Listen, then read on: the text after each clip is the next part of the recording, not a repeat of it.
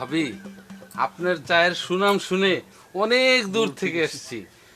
আজকে চা খেয়ে বুঝলাম যে মানুষ কেন আপনার সুনাম বলে। সবই আপনাদের দোয়া ভাইজান। দাঁড়ান দাঁড়ান, কাপটা খালি হোক, আপনারও চা দিতেছি। ও এইবার আমি বুঝতে পারিছি যে এই দোকানে এত কাস্টমার কিসের জন্য। যে সাইজে গুইজে একবারে সিনেমার নায়িকা হে দোকানে বসে রইছো, তো এই কাস্টমার এখানে আসবে না, তাকে আমার দোকানে যাবে। চাচি, আপনি সব কি করতেছেন? ও কি কতি চাচ্ছি, তুমি এখনো সে কথা বুঝতেই পারোনি তাই না? এই শোন, তুই কিন্তু এই গ্রামের মান সম্মান সব নষ্ট করে ফেলাই দিতেছিস। একদম বাজে কথা বলবেন না আপনি। আপনি আমার বয়সে বড়, এর জন্য আপনি এতক্ষণ ধরে যা যা বলতেছেন আমি চুপ করে শুনতেছি। কি করছেন? আমি গ্রামের মান সম্মান খারাপ করতেছি? আমি করতেছি? আমি কাজ করতেছি, সবাইরে চা খাওয়াই, চা খাওয়ায় আমি স্বাবলম্বী হইতেছি। নিজের সংসারের জন্য আমি টাকা উপার্জন করতেছি, নিজের স্বামীর ঘাড়ে বসে খাইতেছি না, আর নিজের জামাইয়ের গায়ে কথায় কথা আমি হাতও তুলি না। আমি স্বামী গা থাক তুলি? ওই সেমনি দিয়ে এত বড় কথা কতি পারলি? দাঁড়া, আজকে আমি চেয়ারম্যানের কাছে যাই বিচার দিব। তোকে আমি কি করব? আরে যা যা, যেখানে যেতে মন চায় যা, যারে মন থেকে বিচার দে, আমিও দেখালুম।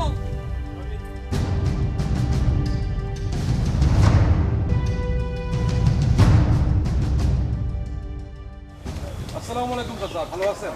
আর ভালো থেকে ওয়ালাইকুম সালাম। ভালো থেকে কি করে? তোমার বাড়ির দিকে তো যাচ্ছিলাম। কি করছেন চাচা হঠাৎ করে আমার বাড়ির দিকে? কি ব্যাপার কি, আমি তো কিছুই বুঝতেছি না। বুঝবা কি করে?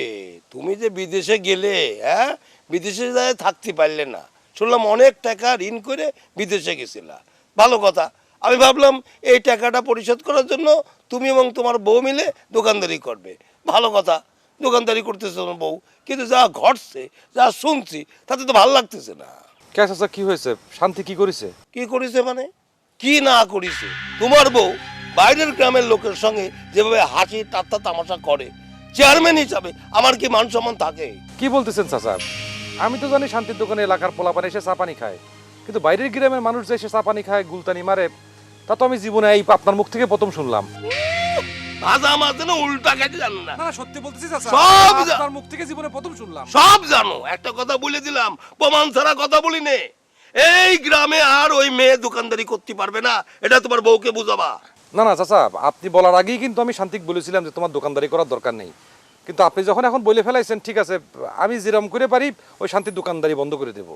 শোনো, আমি চেয়ারম্যান হিসেবে তোমাকে অর্ডার দিচ্ছি, বন্ধ না করলে আমার মান সম্মান থাকবি না। নেই না না চাচা, আমি তো আপনাকে বলেছি যে আপনি বলার আগেই আমি শান্তিকে বলেছিলাম যে তোমার এই চায়ের দোকানদারি করার দরকার নেই, বন্ধ করে দাও।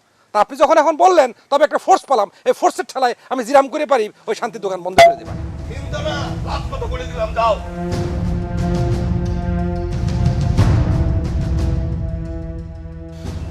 শান্তি রে শান্তি, কি অশান্তি শুরু করলে! জীবনটা ঢেউয়া হয়ে গেল।